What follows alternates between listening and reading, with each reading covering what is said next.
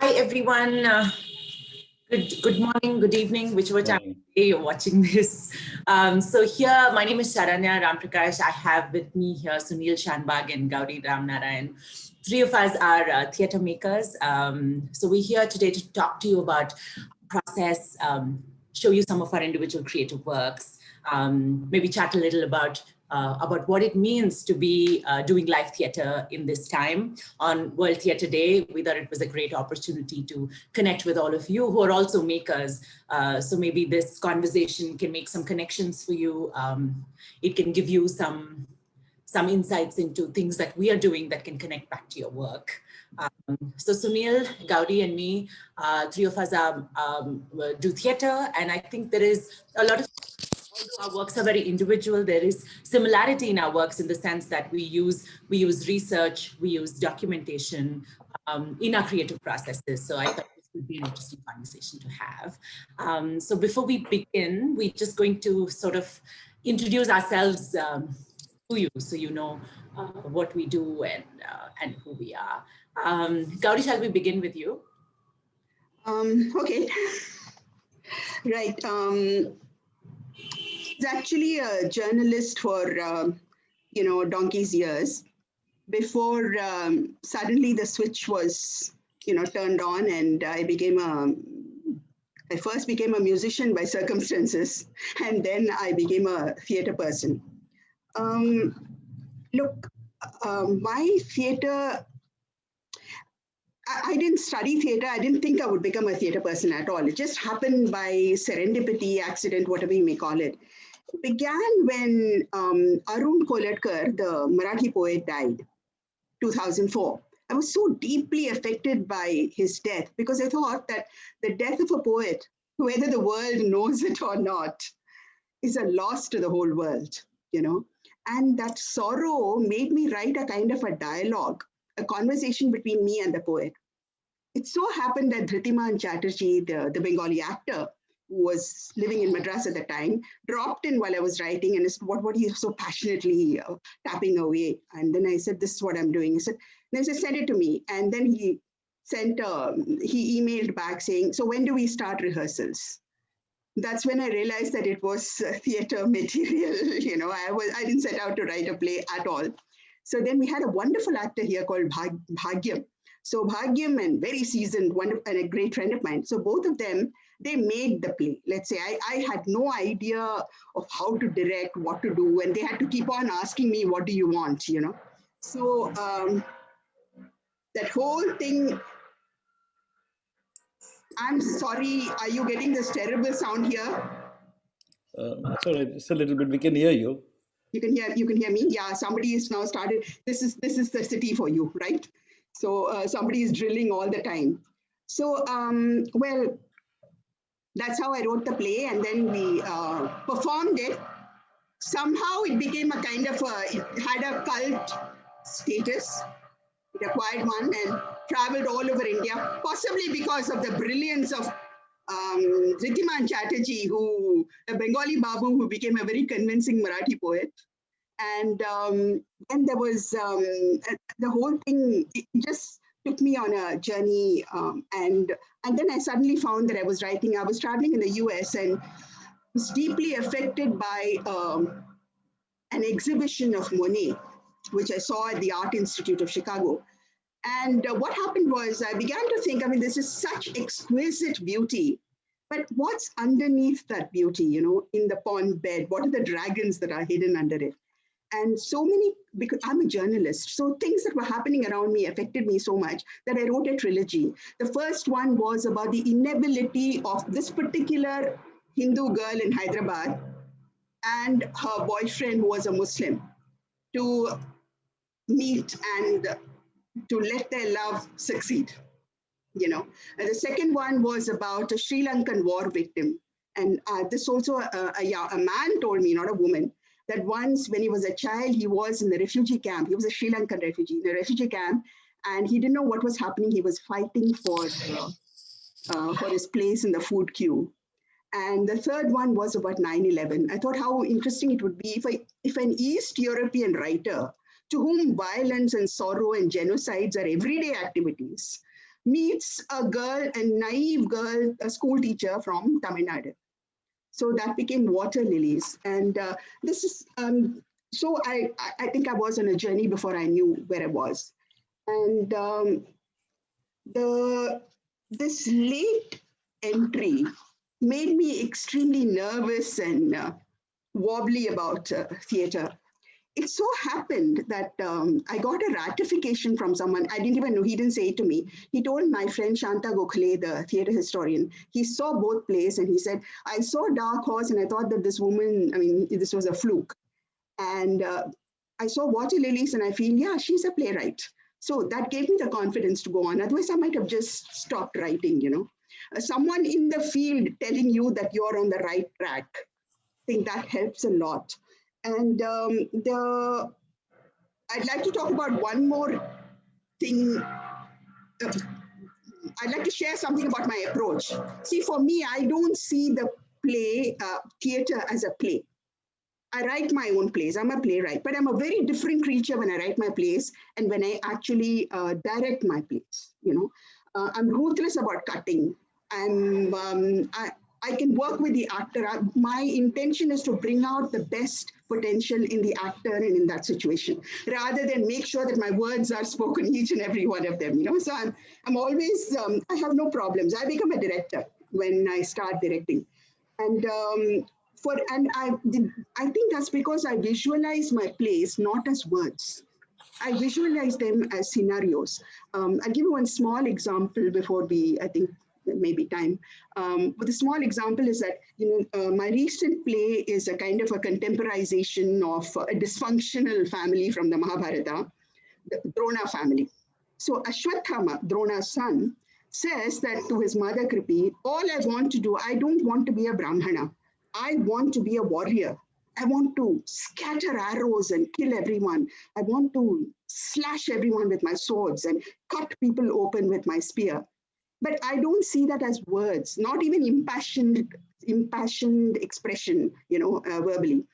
I see Ashwathama crouching before the Homakuntha, that is the ritual fire in the house, with red rim light, an amber profile over him, dark amber profile over him, and red light coming from the ritual fire, you know, so that creating two kinds of reds, and his eyes gleaming in that red, you know, and he's saying that. So because I visualize it, unfortunately, in the current scenario, everything that you visualize are not able to materialize on the stage due to so many constraints. But then it's good, I think, to have that.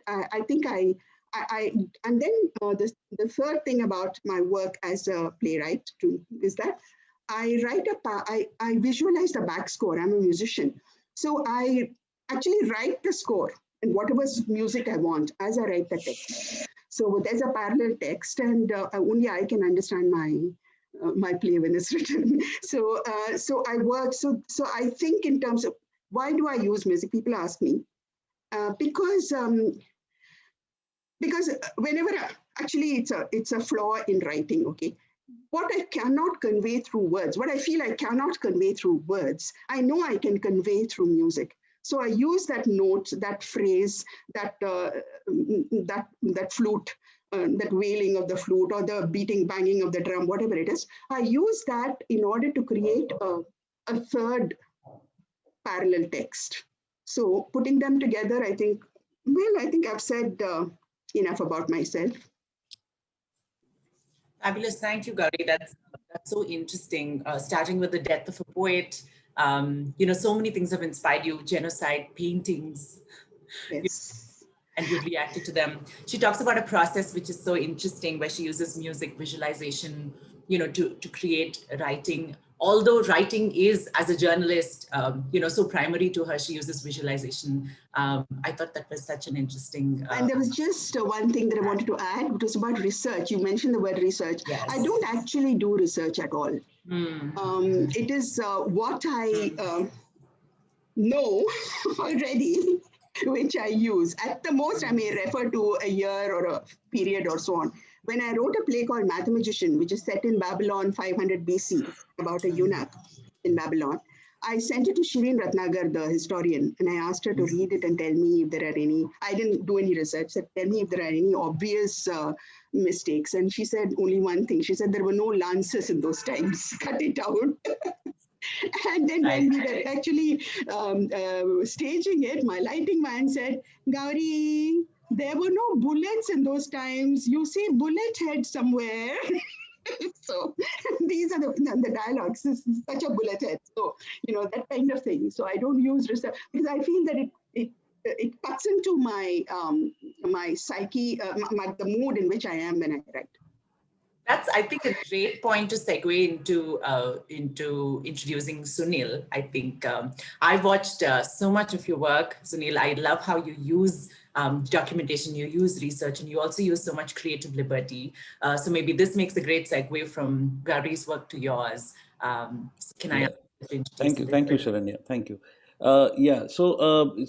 Actually, I started working in the 70s, mid 70s, in 74, 75 as an actor, and that went on for about 10 years. I also trained in the sense of while working. It wasn't formal training in institution. And I would say that in 85, a group of us set up a theater company in 1985 called Arpana, which exists to this day. And between 85 and say maybe about 2002, there's an early phase which was essentially doing a lot of contemporary writing in theater. We used to stage contemporary writing mostly from Marathi because, Marathi has a great tradition of new writing. There's always people writing new stuff in Marathi. And it's a very writers-driven theater, Marathi theater. So we did a lot of Marathi plays in translation. We did East European plays, various things. And I think it was around that time because, the kind of theater we do, we need to work to make a living. We can't live off the theater. So among the many, many things that I've done, one of the things that I happened to be doing at that time was making documentary films. It's a perverse way of trying to make a living when, you're in theater, and it's not that documentary film has money, but, it's just something. History has always interested me. And it was actually at that point that I realized that my interest in history, in factual stuff, in the way society is ordered, my own understanding of politics, I guess, in a way, and my interest in theater all came together, and that's when I think that almost 15 years after starting practice as a director, I finally began to find some direction where I was going. Okay. And that's really the phase that all of you have seen, not the earlier phase, because that's how it, but there was a lot of time before that and a lot of work before that. So my theater essentially, I would say that a play called Cotton 56, Polyester 84, which essentially is a retelling of the history of the mill workers of Mumbai, textile mills, and that period in Mumbai's history. That was really the beginning of coming together of various things. And that has led to many more projects that have sort of worked along the same line, where I've tried to look at different different histories, right from histories of cities, of ideas, histories of ideas, to try and sort of stage these in a sense, in a form that would be of interest to people. So maybe it was, when I did Sex, Morality and Censorship, it really looked at the history of censorship in the theater, and trying to understand why do people say no, what prompts people, why in a particular historical context something is banned or something is resisted, a work of art. Or stories in a song really, in a sense, is a trying to understand culture of a country through its music. It's that kind of filter. So it's a kind of a musicological approach rather than a straightforward, what is music about, etc. I enjoy using different forms, different styles of theater presentation. And this went on, and I guess at some point the scale of the productions have been growing, and they're getting bigger and bigger, and with that there are other issues that you lose spontaneity, etc. So about 6 years ago, we started a second theater company called Tamasha Theatre, which was essentially with a lot of younger colleagues, less than half my age really, and the idea was to tap into that energy And we decided that we would actually move away from formal performance spaces and perform in non-traditional, non-conventional spaces for two key reasons. One is that we felt that we could bring theater, we could concentrate on the ideas rather than on the staging and the production. So you'll see that a lot of our plays that come out of Tamasha Theatre are essentially idea-driven plays. And one of them is what I will be discussing later, just to give you an example.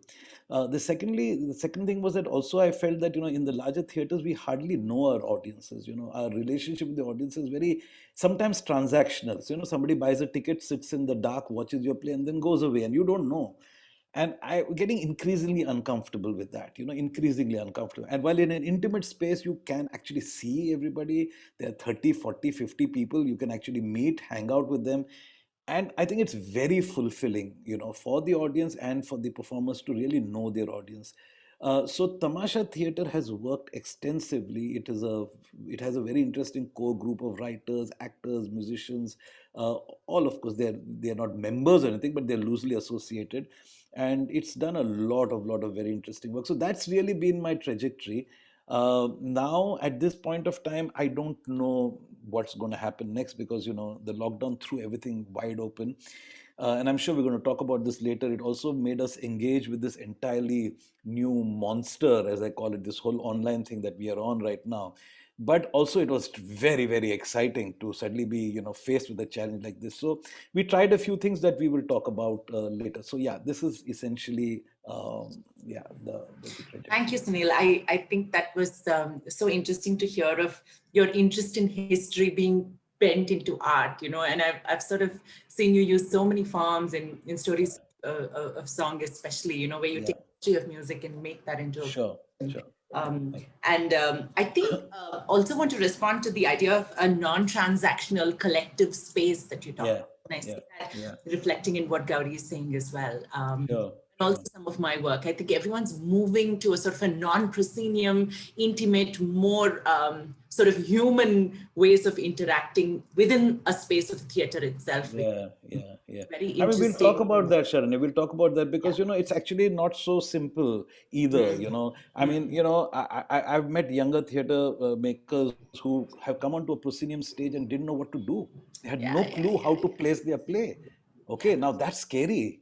That's scary. That's also, so what does that mean now? So I'm saying that these are very interesting areas of discussion, without sort of, anyway, please carry on. I don't. Absolutely. Sure. Okay. So I'm just going to quickly talk about my work a little bit, and I'm going to take off from what both Sunil and Gowri said about a lot of work that was done before you start to sound like yourself, the idea of searching before you finally find, okay, now I sound like me, and I think maybe that's comforting for me to hear, and I hope that's comforting for anyone who's in the audience who feels that I'm not sounding like me. So my work, I think I started to do theater after not trained in the theater. I didn't go to a theater school. Started to do theater because my father was in the forest department. So we used to shift schools all the time. Every year, I used to find myself in a different state, in a different school, which spoke a different language. So it was a very difficult time as a child, but I realized what I used to do in each of these places is to find the theater department, because there everyone used to speak a language I used to understand. It didn't require me to know more, of that place. I could make friends, we could make connections. So theater always became this welcoming space where I could be understood, so that's kind of how it started. I've been doing theater now, professionally, whatever that means, for the last 15 years. And I think in the last 5 years is where I really feel like I'm doing the work that I know that I want to do is where it's at. I still feel there's a whole lot of terror in actually putting out a piece of work. It's never that now I know, I'm going to make work. It's always fraught with joys and terror and not knowing, and I think I'm starting to accept that is part of the process. The terror is part of the process, and it's somehow maybe enjoyable even. So I just want to quickly, if my computer works, take you through a couple of pictures of some of the works over the last 5 years, which I can show you. Right. So this is from a performance that I work with 9 transgender women from our Vani Art project. They've never been on stage before, so we do a production which sort of figures out what does it mean when 9 people come onto the stage for the first time. How do they redefine performance? So this is a play called Nava, which I do in collaboration with them. This is a piece called Mythology Upon the Table that I do in Taiwan. So different Asian actors are trying to figure out what mythology means, what does shared Asian mythology mean? While we sit on a dining table and we share these sort of shared histories, what does myth mean in our everyday lives? This is from a production called I Am Not Here, which is a dance drama production. It looks at the censorship of women. So we perform in a boxing ring, and sort of equate that to Right. Wow. acting in a sense, of being censored. So there's another production that I'm part of called Akshayambara, which I write and direct. I also work with a dance drama form called Yakshagana. Yakshagan, yeah. Done in coastal Karnataka. So I engage very much with that form. So when we come to the section where we're talking about one piece of work, I'd like to talk about that, because I think,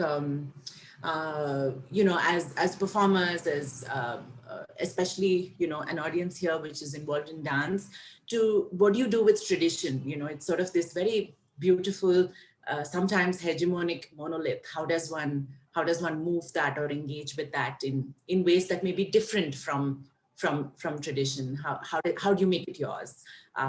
So while learning Yakshagana, I was sort of faced with some of these challenges, because the form is for the last 800 years performed by men. So even female roles are done by men. So yes.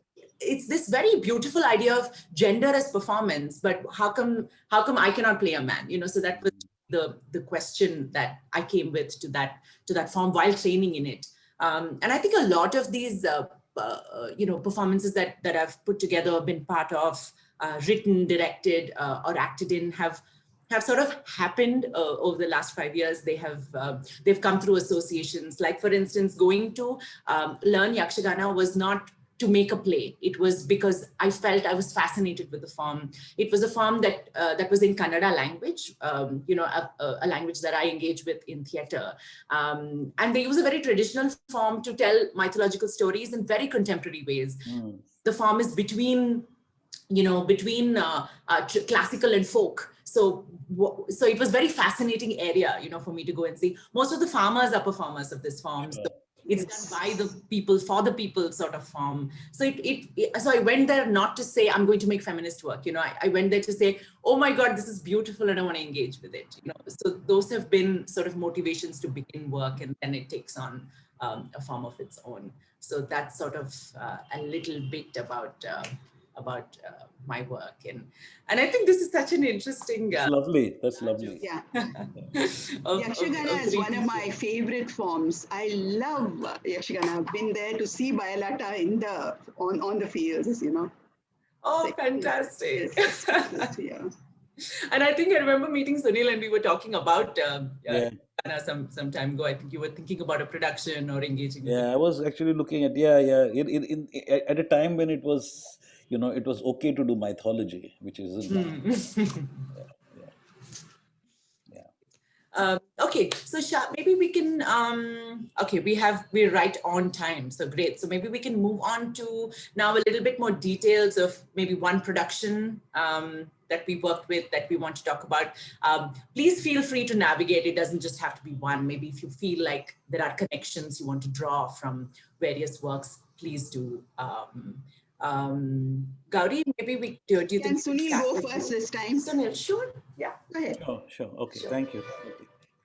So then let me very quickly share this, which I could have done earlier, but I think it's not right now. All right. This is just to give you a little bit of background. These are posters of a few of my plays: Sex, Morality, Cotton 56, Walking to the Sun.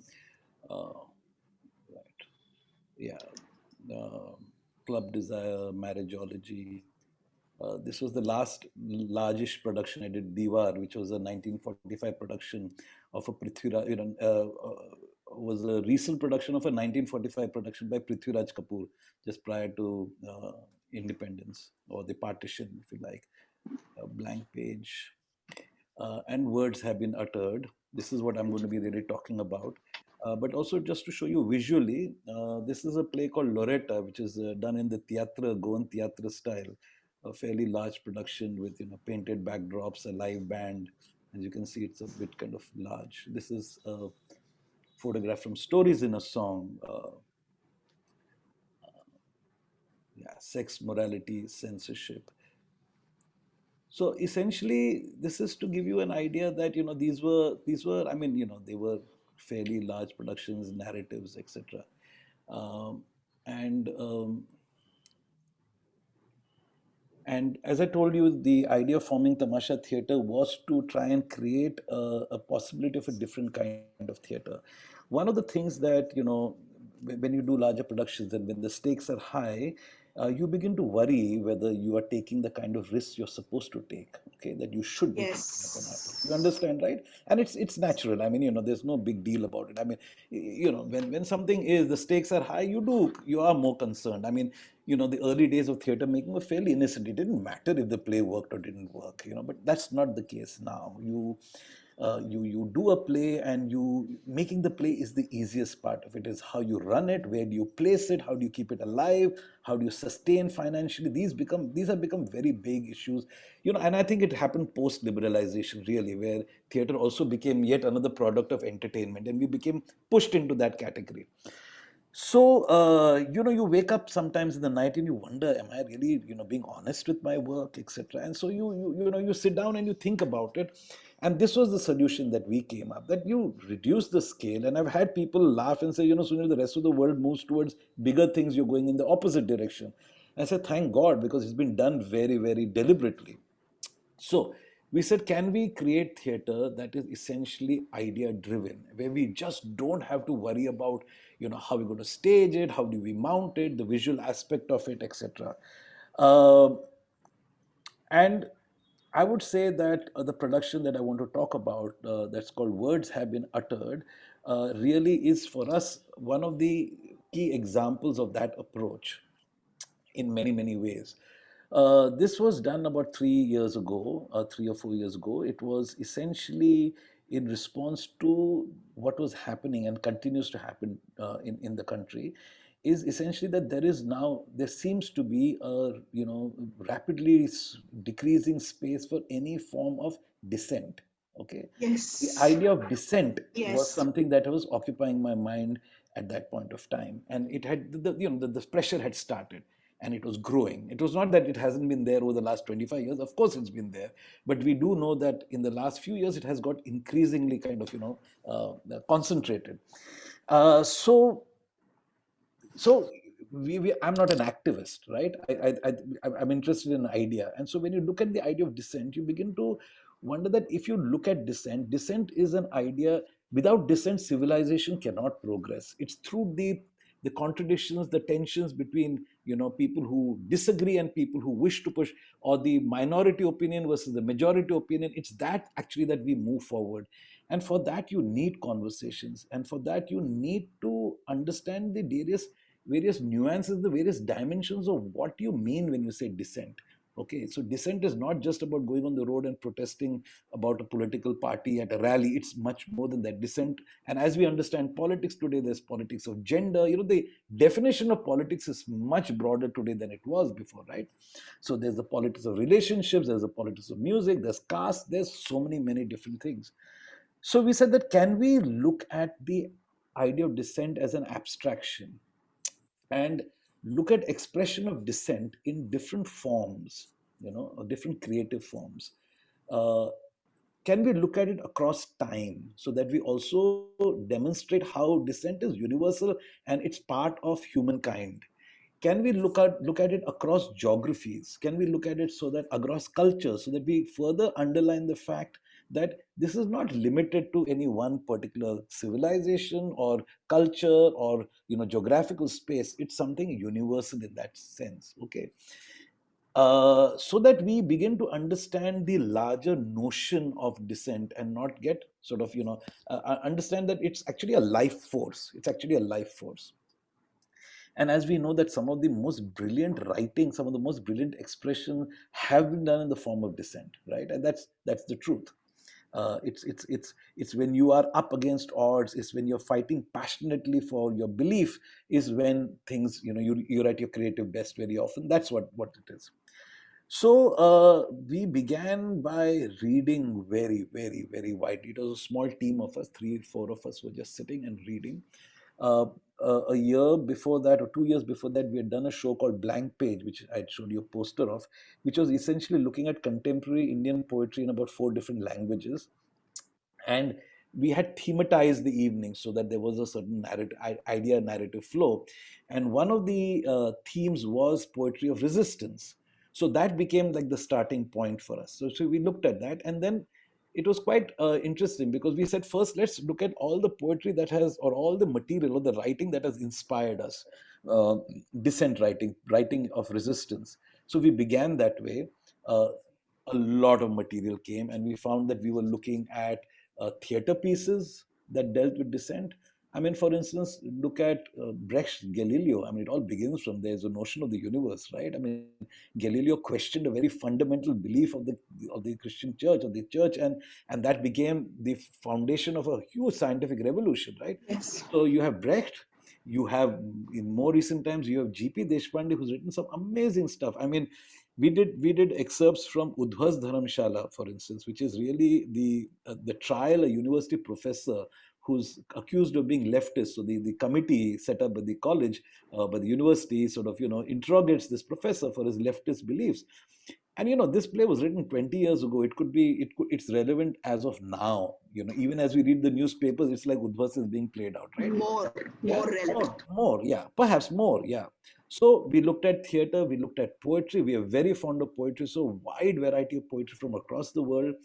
Music, that's song, essentially, satire. Okay, so we looked at different forms, and then the the editorial team really of Iravati Karnik and Sapan Saran, they started now then actually taking all these different forms that we had and creating a narrative flow for it. Okay, a narrative of ideas. Okay, so this is not the narrative of storytelling. It's how one idea. It's really, I think, in a sense, it's editing at its purest, where the impact of the cumulative impact of two things placed side by side is so much more than individually what they have. It's that kind of thing.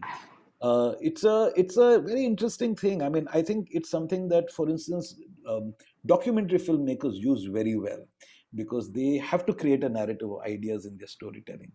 And so that was done. And and then it came that, I looked at the material and I said, you know what? This is a sharing. This is not a production in that sense. I just feel that I want to play this in the atmosphere of sharing, right? So once we decided that, then immediately everything else falls into place. So I said, okay, we are all going to, there were about 8 or 9 of us, we're going to sit in a semicircle with our books and all our material around us. And some of it we're going to perform, and some of it we're just going to read. And we're just going to get up, stand there, perform a scene, sit down, maybe read a poem. It's all in the nature of a sharing, right? Uh, and I think perhaps at this point, maybe I should show you some photographs just to give you a sense of what it looks like. All right. Oh, sorry. Give me a moment.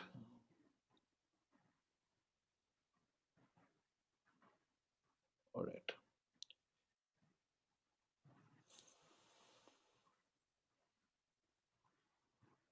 Can you see anything? Yes. Yes, you can? All right. Yes. All right. So, yeah. So this is the poster for Words Have Been Uttered. Right? Beautiful. Yeah. And this is the, tales of dissent is what people like to see it as, essentially. All right. So as you can see, we're all on stage. This is the scene, the opening scene of the play is from Brecht's Galileo. So, the telescope there, and the notion of the, and that's Galileo, and that's his colleague, a younger colleague, the first scene where, where Galileo says that I see the universe differently. This is a satirical piece of where Omar Khayyam, the poet's skeleton, has been exhumed by the authorities because he is a radical poet and he talks about romance and love and sex, which is not allowed. Um, this is Rohit, our musician, singing Bob Dylan. Okay. Uh, so as you can see, these are essentially, this is what we do. This is a scene from Udhwas Dharamshala. He's the guy in the Gemini in the red shirt is the professor, and we are the across as the committee. So it's a very simple staging, as you can see. Now, uh, having said that, it's interesting because Sharanya, you might understand this. You know, uh, the play, the sharing, the performance, whatever you want to call it, uh, also faced a certain kind of, we have this kind of narrow definitions of what is theater and what is not theater. So a very, very important theater festival, that we need theater festivals because that's how we get to perform in different parts of the country. And you build audiences across the country. You also see other people's work, etc. So festivals are important for us. And a very important festival, a fairly distinguished jury decided that this was not a play, right? And so it didn't fit into a theater festival. Now that's very interesting. Of course, my first reaction was that who defines theater? Who's going to sit there and decide what is theater and what is not theater? I mean, that itself is open to question. But it's also the perception that, it's also a perception as what constitutes theater. And it's interesting, it's ironic that you don't have to do anything particularly radical. You can just do something. So here we are actually performing, we are singing, we're doing all the elements that actually make up theater are all there. But it's because it's not staged in a conventional way, and because we refuse to accept that there's this whole notion of proceeding theater where you perform in a little world of your own and the audience is a voyeuristic audience that's watching that. You refuse to accept that. You break all that. Things that folk theater and, as you mentioned, Yakshagana have been doing for hundreds of years.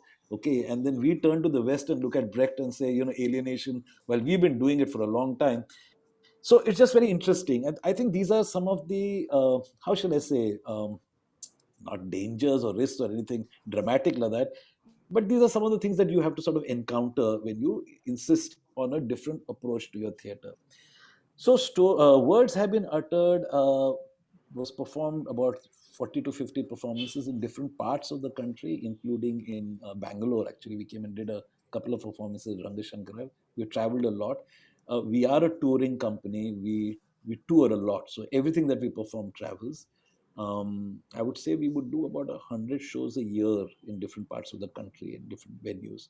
So yeah, that's been what's happening. Unfortunately, it isn't running now, though this is really the critical time to run the show. But the last year has been difficult, and maybe we will restart it. But this was just to give an idea of one particular approach. Thank you, Sunil. I think that was a fascinating, very interesting how people came together. You used text, you were reading to making a production which was not a production or what people didn't consider as theater and that toured. I think it's such an interesting journey of the birth of a piece and how it went and how it was received. I think it leaves us with questions like, what risks do you take when you stage something? I loved what you said about dissent being a life force. I think I think we really need that to recognize that now more than ever. The idea of theater or performance is being sharing. If it can it be that? Fundamentally, it is that.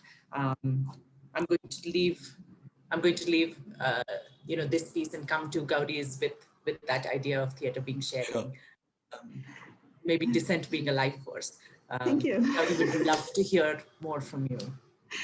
Yes, I would indeed. In fact, I've always thought to myself that it should not be I think, therefore I am. It should be I dissent, therefore I am. Because I read Voltaire's statement when I was a very young girl, and it never left me, it guided me, that I disagree with every single word you say, says Voltaire, but I will defend to the death your right to say it. I think that those are words which are amazingly important to us today. And in a sense, I think that's what makes us theatre people, because we are the dissenters. Because if you were going to be non-dissenters, I don't think you'll be doing theatre at all. Not the kind of theatre we do anyway. Also, I agree with you, Sharanya, about the terror that you feel when you first put something out there, even if the audience is, of just one person. But recently, in the last few years, 3 years, I think, I have that terror has become mitigated because I've learned to trust my actors. I feel that the director's job and the playwright's job, all those things are completely over. The moment the curtain goes up, or when there's no curtain, the light comes on, it is an actor's medium. They are the ones who have to really communicate, make it come alive. And nowadays I see my plays not as the playwright or as a director, but as a spectator. I've just switched my mind to do that. Now I just look at it as their work, some work which is being done by these people, So that has helped me a lot, and it has also made me a little more objective, I think. But you were asking me about to choose some play and talk about it. I think I'd choose a play that I wrote called Night's End. It's kind of, the title is inspired by the film Nishant, which, but it has nothing to do with that, the end of the night, which Shyam Benegal made so many years ago.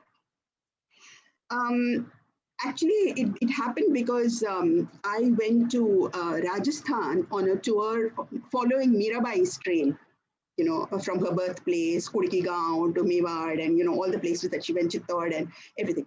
I didn't go to Dwaraka, but all the places in Rajasthan, because I was going to do a production it was a commission production on Mirabai. But I came back and I didn't write it at all. I wrote something else, and that was Night's End. And it happened this way, because when we were going, we took a car and we were moving around. And somewhere we stopped in a dhaba, and I saw some guy standing alone by himself. So I asked the dhaba wala, who's he? He looked so different. And he said, Arey wo badmash hai. Leave him alone, don't talk to him. Now, journalists, we always like to talk to badmash people. So immediately I went up to him and started talking to him.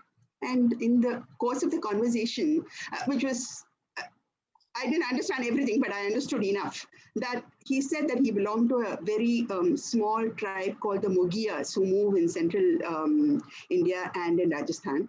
And he was talking about settlements, the government puts them in settlements. And he says, what are these settlements? Once we roamed the forest, we had no borders. We did whatever we wanted. And we were the protectors of the forest. We were not killers. We were the protectors of the forest. And now we are seen as criminals and thieves, and our children, I said, children must be benefiting. They go to school, don't they? So what schools? He said, they don't know our language. They don't know our culture. All they know now through this education is Shah Rukh Khan and Salman Khan.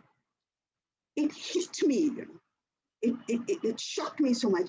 By the way, I feel that I'm exceptionally lucky having been a journalist, because I've had the good fortune of traveling to some very remote parts in India.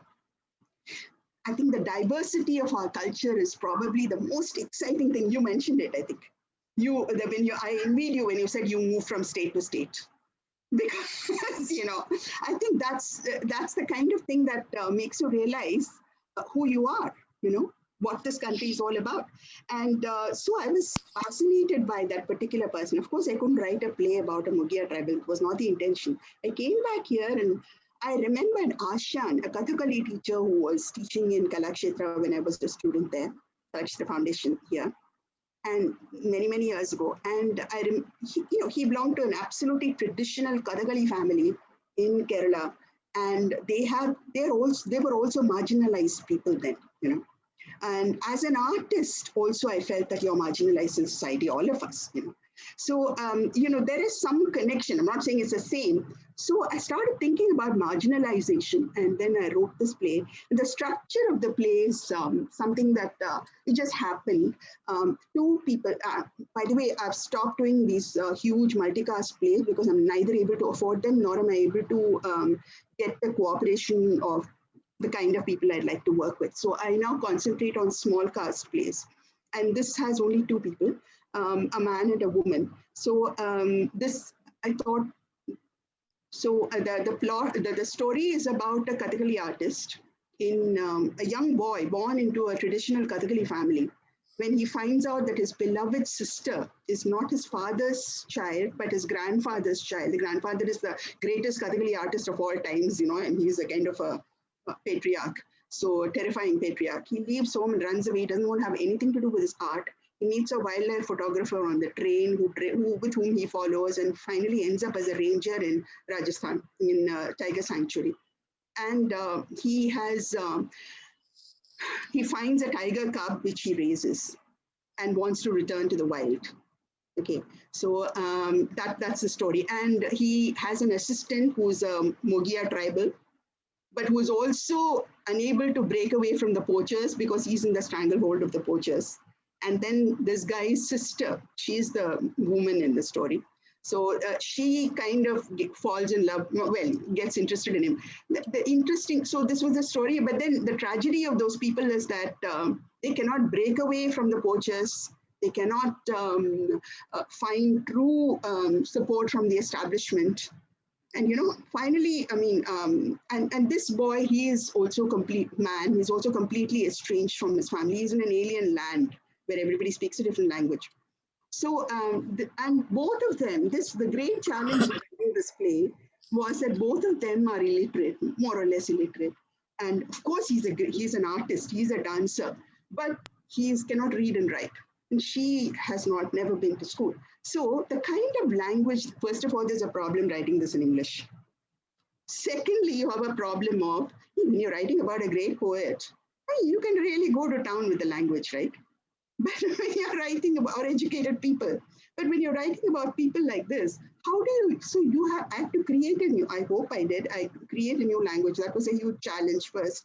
Secondly, how to use the dance. Since we have many dancers here, I've worked with a lot of dancers with Bharatanatyam. I've done several productions with Bharatanatyam artists, but I don't choreograph the dance. I direct the dancer as a director, as a theatre director. And I make the dancer enact through the dance rather than dance per se. I mean, human emotions, not holy devotion, So some of them also actually do roles. They become actors. Now, for Shijit Krishna, who played this role, it was a tremendous challenge. All his life, he's a master at non-verbal bodily expression, physical expression. He has never delivered dialogues. To make him speak English, make him feel comfortable about speaking English, and to use dialogue as a means of expression, that was a great challenge. The second was Akhila, who played a Mogia tribal, a highly privileged young woman, educated, belonging to an entitled community, having been in the US for several years. To even learn to walk like a tribal. It was so, for someone who had kind of mastered the verbal medium, to now use the body. So I think I like to throw my actors into situations which are challenges for them, where they can discover other parts of themselves than the parts and which I can also explore with them. So in that way, this play was interesting. And the structure was that there were monologues. I mean, each person, they were like monologues, alternatively, the man, the woman, and finally they meet. They never speak to each other, but the woman is always present in the scenes where the man is present, except for the first initial scene. And the man is always present in the background when the woman speaks. So both of them are there, one speaks, but the other is also contributing. So this kind of working out a body, I can't show it in photographs because, photographs will just show you two people standing on the stage or crouching. So this was a huge experience for me. And and we also used Kathakali. We used Kathakali music and a little bit of Kathakali dancing, but not dance. He would suddenly, as an extension of his enactment, he would perform a few lines, which paralleled his emotional turmoil at that time.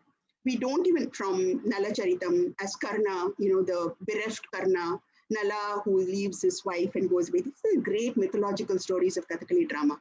So whenever he feels those emotions, he would perform a little bit and then segue it back into the dialogue.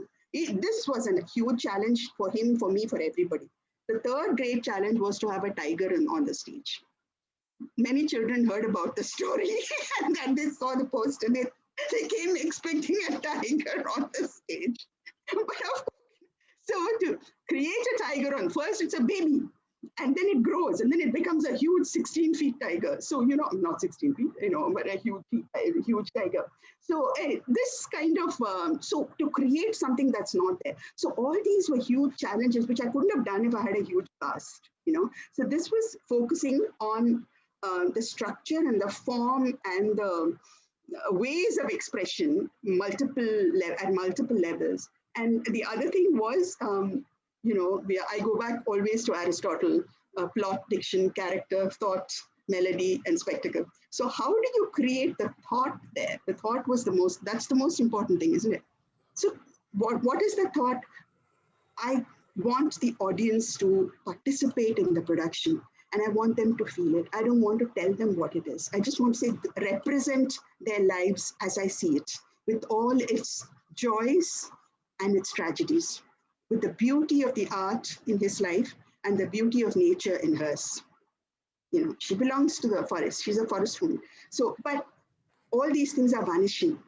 All these things are disappearing before our eyes, or they're getting metamorphosed into something else for commercial consumption in the case of art. Okay, so how do we deal with this? What is our responsibility? So one of the questions I always ask myself whenever I write a play, and for myself, I don't, not for anybody else. What is my responsibility towards what is happening around me? There's a fabulous thing that Gandalf says in Tolkien's Lord of the Rings. He says that it's not given to, I'm not quoting exactly, but he says, it's not given to us to ask for when we will be born and where we will be, It is for us to deal with what we have, to live the life that we have. So I ask myself, what is my responsibility to live my life as I have?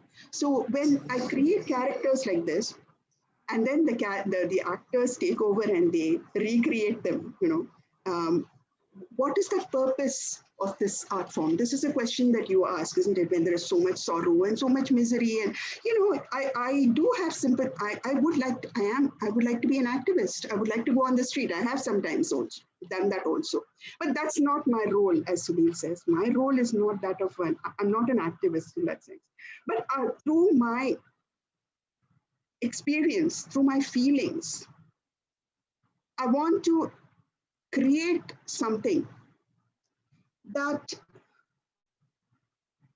will be a challenge as an art form. I think the formal elements are very important to me. I've learned Carnatic music. So for me, the formal elements are very important in theater also. But where is that form taking us? What am I conveying through the form? So I think every word I write, everything I do, every gesture I think of, everything is a question mark. And every time we do that play, we try to find an answer. I think that's why we refresh ourselves and we find the same work giving us different meanings each time. And the last thing about this is that I would not have written this play but for the fact that I'm fascinated by the diversity of India. One of the questions, you also asked, Sharanya, how was it received, right, about the play? So in many places in North India, when we don't do as many plays as many shows as Sunil does, not where. But the thing is, the performances that we did in North India, whenever there were young people, for instance, in the National School of Drama, people would say, how dare, slightly exaggerating, but they say, how dare you write a play about a tribal woman? How can you appropriate their culture? It's cultural appropriation, right? So they ask, this kind of question is always raised. We give our own answers, so that's a different, I think, I don't want to answer that question now. I think we should arrive at our own answers. But the more interesting thing was, we also had a chance to do this play in Soho, in Soho Theatre in London for a week, and every day and every evening. and in a small theater, a very intimate theater. Their reaction was something completely different, entirely different. They saw it as a kind of a universal parable. They saw it as a story, an allegory of loneliness. They saw it as oppression. They saw it as the desolation of the human heart. And they also saw it as a very faint possibility of hope, a sliver of hope. So we talked to them. There's a small audience of about 120 people or so. So every evening. So it was possible to have this little bit of a dialogue afterwards. And somebody said that it reminded him of the great novels which looked at the world and not at, which took a small little place, focused on that, and then tried to see the whole world through that. So those reactions were absolutely fascinating, and I would say that this was a very unusual experience for me. Right.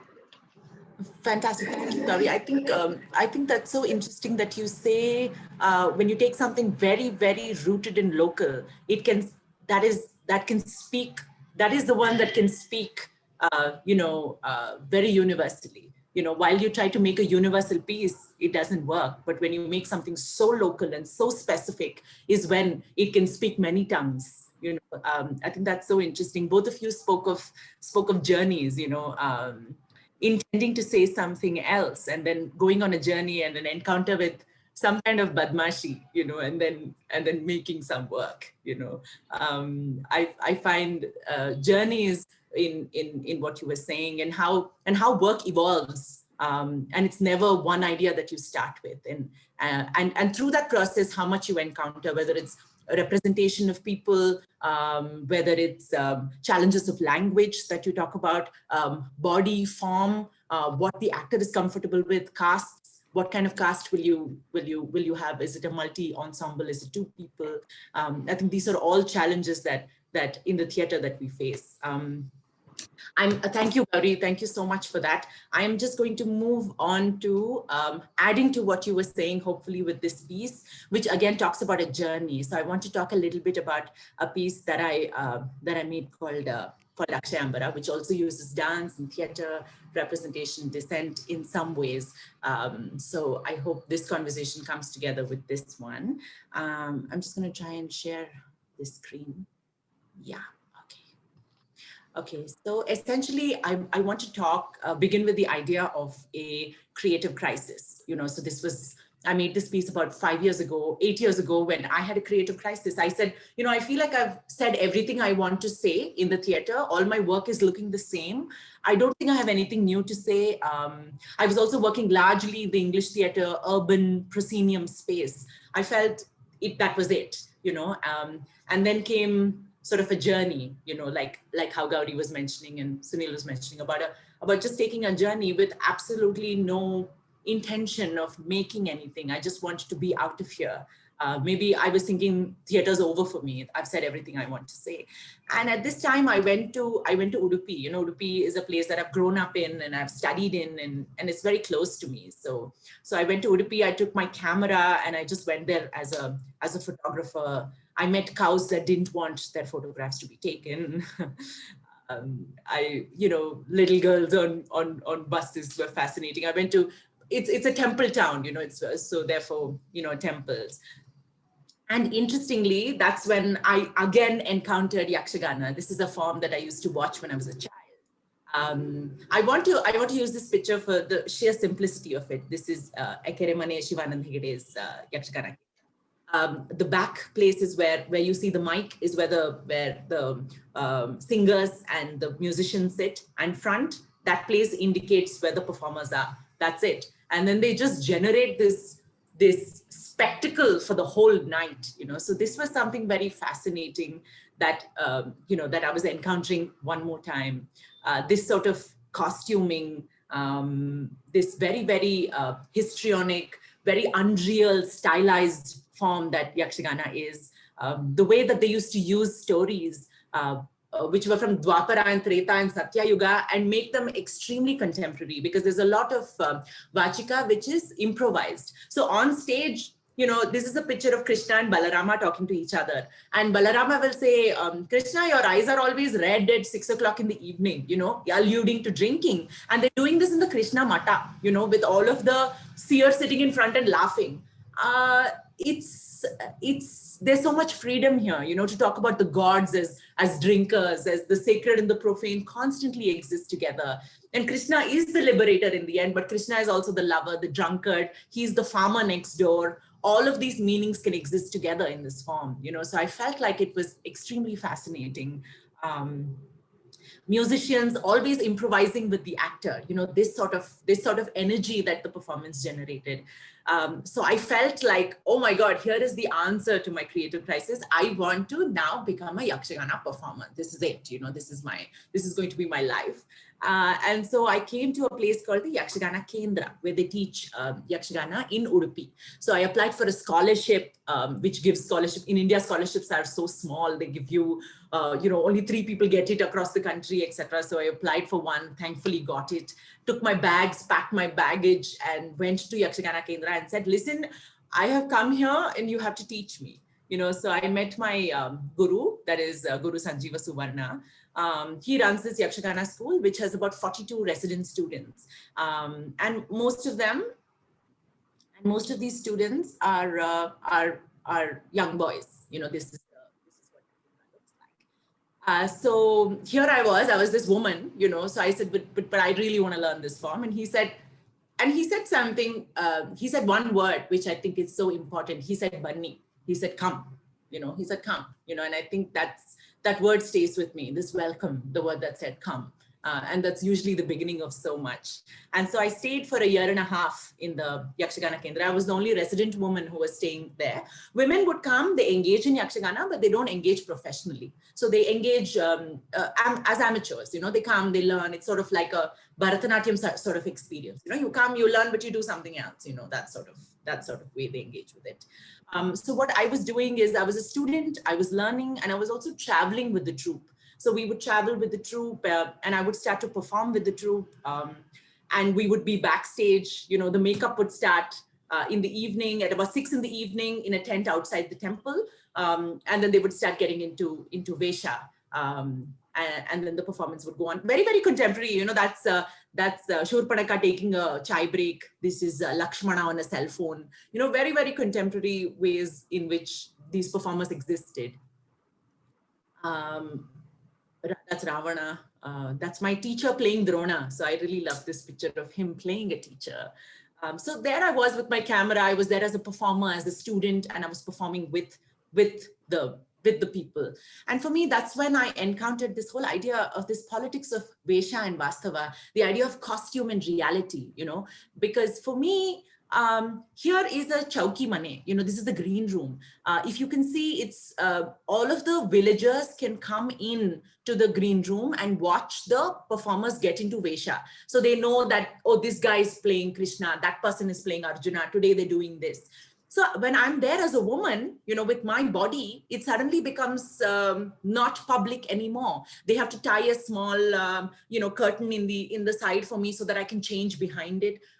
My body is problematic in a public space, you know, so I started to feel this oddness of the idea of having a female body in a space that is largely, you know, occupied by men, where their bodies can be bare, but mine cannot. You know, so it was very odd.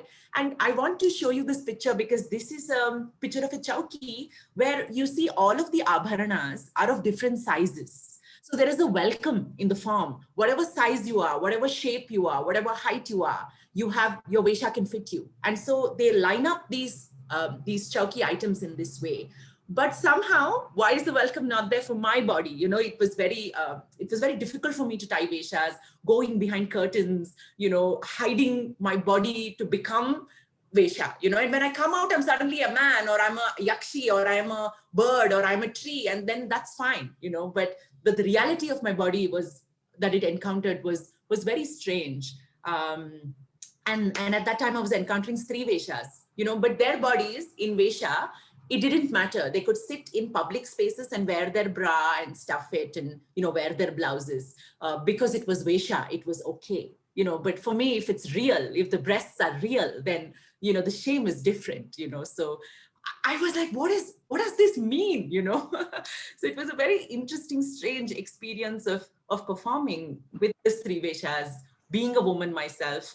I specifically love this picture because I feel like this is a picture of a man playing a woman, but in shadow you can see that he's a man, and there's a line, between them. So it sort of felt like this was really my relationship with this three Vesha. So many mirrors, so many images. This idea was constantly with me, which led me actually after a year and a half to write and make a play called Akshayambara. So the play, if you can see, uses the same idea of the Vesha, a woman and a man who play the Draupadi Vastrapaharana Prasanga. So I set the play in the Draupadi Vastrapaharana Prasanga. So that's the Prasanga where Draupadi is getting disrobed. But here what happens in the play that I made is that a man plays Draupadi. He plays three Vesha for Draupadi. And I play Dushasana, who's the one who has to pull her sari. So my question really that I was trying to figure out through the play is, what does disrobing mean? So if a woman robes a man, what happens to this politics of the Vesha and the Vastava? This whole question that I was encountering, the shame of my body, the shame of a male body, the dignity of bodies, what does disrobing actually mean? What is the politics of this costume that we wear, was really where I placed the play. So what the play did is that it had two spaces on the proscenium stage. It had a chowki mane. So since most of my experiences were in the chowki, there was a chowki, on stage, there was a green room as well as a performing space. So both of these spaces were on stage. So in the green room, the man and the woman are man and woman, but on stage, I am Dushasana and he's Draupadi. So what happens to power, when you become a man and when you become a woman? That was what the play sort of explored. So here you see a picture of us in the green room where he's a woman and I have to play a man, and on stage our gender dynamics change. So the play sort of builds into this encounter of who is this man and who is a woman. And what does dignity mean? What do epics, morality, masculinity, what are all of these ideas in performance? And the play traveled a lot. It traveled especially, I think, a lot in the Yakshagana areas. We performed quite a bit. We also, I think, taking off from what Gowri and Sunil were saying about the local being global, the performance also performed in Singapore, in London, went to Delhi, it went to Lucknow, it went to Kerala, all sorts of places all around, apart from the local Yakshagana circuits. And I think people understood this politics in so many intimate ways, because it was set in the language of Yakshagana, it was set in the language of the Mahabharata, but yet it was somehow universal that we were able to look at this play in this sort of sense, and I think after Akshayambara is when, other journeys started, plays that I did, such as I Am Not Here, which were very different, but used the same sort of politics in a sense of representation. What does it mean? What does stage mean? What does my body mean? Those sort of questions that it raised, whether it was working with trans women or working with a bunch of, Asian actors, it went back to that. So in a sense, I feel like I found, an answer to a creative crisis, but now I feel like I'm back there, in a sense. We have the pandemic, and now there are no more performances that can happen. And now I feel like there's that one more wall, now what does theater mean? Now what will we do is the question that I'm kind of left with. One more time. So that was just a little bit of... Lovely. Thank you for that, Sharanya. Thank you for sharing that. So I want to sort of, end this. Maybe we have, 5-6 minutes of time left to talk about this idea of now, I was ending with a creative crisis. I mean, this whole idea of the pandemic and what it means for us.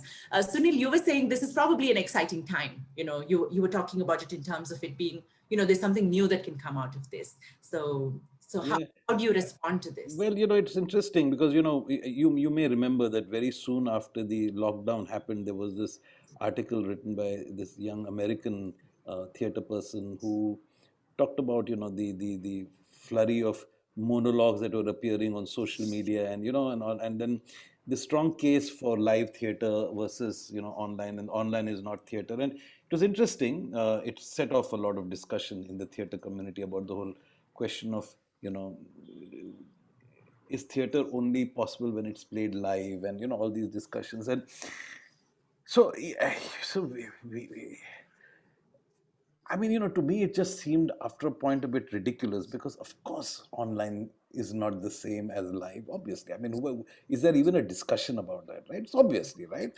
Now, it's what you got to do in the circumstances, and you have to make up your mind whether you want to continue working or you wait for a time when you can go back live, which is fair enough. I mean, there are lots of people who have waited a year and hoping that they can go back live. So it's really that. I mean, it's very difficult. Again, this whole discussion about what constitutes theater and what does not.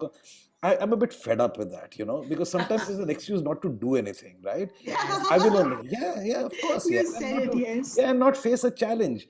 Now the thing is that the digital medium has traditionally been an experimental space, because it was, you engage with the digital as against the live, right? That was the whole idea, because they coexisted. Now we are faced with a situation where the live is not possible. So now you're looking at the digital as one possibility, or perhaps the only possibility to continue working. And I think that's the framework that people were suddenly confronted with this, right? So I may not want to, I don't, someone may say, but my work is not experimental. I do fairly mainstream work, but now I'm going into the digital medium. Will it allow me to stay true to my style? Yeah. So there are those kind of questions. The other question that came up into my mind is that, inspired by Peter Brook's vision. I mean, we say live theater. A lot of our live theater is actually dead theater. Have you ever confronted that? Okay. Have you ever been self-critical and say, is my work really live, or is it just dead? I just pretend to be live, but actually it's dead, right? So I think these discussions became very fascinating for us. Uh, we just plunged into the whole thing, and because we just felt the need to continue working, and we did a series of things. I think our definition of theater being broader than just performance allowed us to do that. I'll just share very quickly. We started off by a fictional series called 21 Din 20 Raat. The first lockdown was 3 weeks, right? So my co-founder and colleague Sapan Saran, she actually did extensive interviews with uh, people from different stratas of society of how they were dealing with the lockdown. Those pieces were then written into kind of scripts, and actors were cast, and this, in a sense, they shot themselves and created this series. This essentially was a kind of a theatrical fictional documentation of what people were going through during those 3 weeks. Okay, when we did it, we had no clue that this lockdown was going to extend for a year almost, right? So it has that rawness and that urgency of the first 3 weeks. Of course, we settled into different rhythms and patterns as we got more accustomed to being locked down, right? So we started with doing that, and then we also went online, created a platform on one of these online spaces, Insider to be specific, and we created 3 or 4 different programming styles. One was called Theatre Nama, which was essentially, as the name suggests, it was essentially looking at ideas of theatre. We started with a kind of guided viewing of one of my plays, which was essentially looking at process, with conversations, excerpts, etc., of a production of a play. We also went into history. I'm very fascinated by the history of theatre in Bombay. It's a fascinating history. So we looked at the history of theatre in Bombay from 1776 to 1896, when in 1896 the plague shut the city down in exactly the same way as COVID did in 2020, right? And at that time, cinema was just entering the scene. So theater practitioners were also faced with a new technology of entertainment, which was cinema, and those challenges that we face with the digital medium. So it seemed very apt to talk about the history and see the parallels that we were going through in a kind of thing. So we did a lot of that, and we did podcasts of play readings and stuff like that. It kept us very busy during the lockdown. But the minute we had a hint that live would start, we began a new production. I think 10 days after we were allowed to perform, we started live performance. So that's our story, indeed. Thank you, Sunil. That's so interesting. I love what you said about what is live, not as opposed to digital, but what is live as opposed to dead. So Absolutely. I think liveness becomes this very kind of abstract notion, but I think there's a very fundamental question somewhere in that. It's a difficult question, but it has to be addressed. Okay. Great. Gowri, can I ask you what you've been doing in the lockdown? How has it? While I agree with Sunil on many of the things that he has said, I do see this as a challenge. Absolutely. The fact that you cannot do theater, how are you going to survive? That's a basic question, right? Initially, I was flummoxed like everybody else was. And then, I picked up where I had left off and tried to find some direction. So we did get opportunities to shoot 2 of my plays. Now, one of the things is the plays that you shoot for archival purposes cannot be really, put up on the digital platform. So you have to shoot again. I realized that. So we did that. But I find there's a major problem there because I have to learn a new trick. The whole mayor has learned a new trick because I'm a theater director. I do not know how to direct a film. I don't know how to look through the camera and decide what must go in and what must not. My mind doesn't think along those lines, right? So I'm now trying to train myself, okay, with all the difficulties that we have. Another thing is we do not have the kind of sponsorship which will enable us to get professional, really top-class professional help, which is necessary if you are going to shoot a play in a credible way, in a way that will maintain a certain standard of quality and which will engage people when you put it on the digital platform. Everything, the whole thing, how to do lighting. I mean, one of the plays we did blue lighting and then it looks ghastly. We don't know how to edit it. We can't edit it out. So these are the kinds of technological problems that I'm facing as a director, trying to do plays on a different medium. Yes, I'm trying. Now we've done 2 plays. One of them is now going to be digitally presented in the US on 2nd and 3rd of April. I shot it for them. They asked me to do it, but then the sound, the quality of sound. You can't, in the kind of plays that we do, I mean, they're so physical that you can't have one of those label mics and, move around. You need to have floor mics. So how do you manage sound? These are all problems which they may sound very, very basic to many people, but to me, who has never had any, and many of us who have never had any experience with, digital shooting for the digital platform are facing today. Right. That's the first thing. You need a lot of. It's not just funding. You need new techniques. It's a different art form. It's if you want to make it into an art form, it is a different art form, and you have to learn it if you want to survive. I do hope that we can get back to live theater, but having dabbled in this digital medium, I don't want to give it up so easily. I would like to see if I can do something that is really, that satisfies me. I'm not expecting to become Spielberg, but that satisfies me, in transforming a live medium into what you present on the screen. But having said that, I don't know if I'm really interested in the future of the theater I'm not interested in what I'm going to do next right now, because I think the issues that we are facing today seem to be far larger than these. Yes, I do agree that theater is probably, as far as I know, along with poetry, theater is probably the best medium to resist injustice, to express dissent in a positive way, to reclaim your human values, to bond with human beings, to awaken our sense of justice. I agree. I agree that it's a very powerful medium.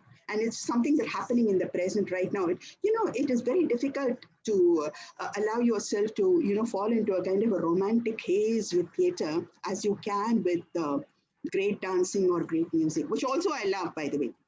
So this is so raw, so early and so kind of rooted in the present, in this minute, this second, So, so I think it's a very powerful medium. I would like to persist, but I'm really not interested in that, because nor am I interested in the kind of spaces that we will find digital, or real, whatever. Because first of all, we must have the world. We must reclaim the world. We must preserve the world. We must prevent it from getting completely destroyed. The kind of attacks that life on Earth is facing today. Not forget about, apart from attacks upon, human beings, apart from injustice and oppression and so on, the kind of destruction of nature in the whole world that is happening before our eyes, that terrifies me. That really terrifies me. And I wonder what I, as a theater artist, as a human being, can do about this in some way. I have to, in order to find meaning in life, meaning in existence, I have to do something. And I want to harness my theater, whichever form it takes, wherever it is, to see if I can address these problems which we have to do in a completely different way now, and reach out to as many people as possible. Now, I'm not giving advice to anybody. I'm sharing my anxieties. I think we need to share our fears. I think right now, theater is a medium which enables us to share our fears in order to see how we can overcome those fears collectively together. And that's a great thing about theater. It's a community medium. It's something that makes us bond. It banishes our loneliness. Thank you. That is heartening. Thank you. How do we banish loneliness? Find community in this time? How do we face the, this is it feels like a time where fears and sort of lockdowns on not just on our individual freedoms in terms of COVID, but in so many other ways are so present at this time. So how does the theater respond in a time that we cannot be a collective physically? In what ways can we be a collective? Yes. What ways can we sort of collectively take all this fear and respond? I take some courage from what Sunil was saying about as soon as live was back, we were on with a play, So until then, we were putting focus back on the process, thinking about history, looking back on times in history when this had happened, using that, as resource, making readings smaller, collectives, keeping it going. Minute live is back, we're back on again. So I think historically theater has always resisted. It's always found ways to be relevant, live as opposed to dead. I think the theater has been a great example of that. I think the answers to what we have are still evolving. And I think we'll be the ones at the forefront of history, when they look back to say, what did the theater do? And I think there will be all of our answers, hopefully. And I hope we have, and I'm sure we'll have an answer, Thank you guys for this really heartening, insightful, generous conversation. Thank you so much. And this was so useful to me. And I take back so much from everything that you shared. Thank you. It was lovely talking to all of you. Thank you, Gowri. Thank you. And thank you to Neo Narthaki for this opportunity. Thank you to Neo Narthaki. Thank you to Sharanya for doing this so brilliantly. It energized me to hear you, Sharanya. Thank you for that. Thank you, Gowri. And Sunil, it was lovely to meet you after such a long time. Yes. Let's wish each other all the very best. Yes, absolutely. Yeah. Great. Thank you, guys. Thank you.